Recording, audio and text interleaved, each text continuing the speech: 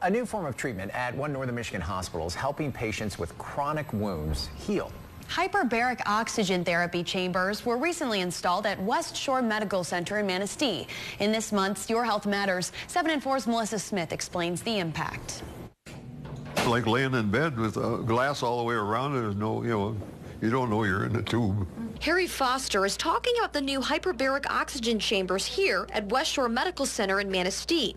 Until recently, people in the Manistee area, just like Foster, had to travel to either Traverse City or Grand Rapids for the treatment.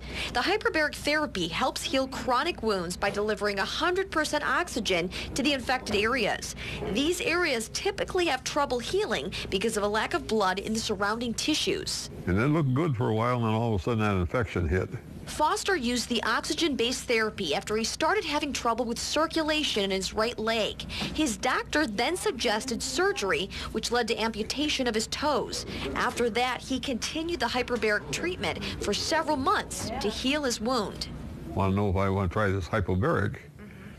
Well, it's either Grand Rapids or Traverse City, and we mulled it over for a while, and finally we decided Traverse City will do it somehow or other. At the time, it was an hour-and-a-half drive from Manistee to Traverse City's Munson Medical Center, 5 days a week for Foster and his family. Yet, it was critical treatment. Wound care has become a very specialized aspect of medicine, and with 8% of the population now diabetic, a quarter of them will get a foot ulcer at some point in their lifetime. All the radiation that we use to treat cancer, those people get specific wound problems. Dr. Gregory Bond, the medical director for the Wound and Hyperbaric program at West Shore, says wounds in general are becoming an increasing problem, especially as people live longer. He says 3 to 5% of the population will get a wound at some point in their life. It's on the same level with colon cancer. So if I told you you had colon cancer, you'd be very concerned.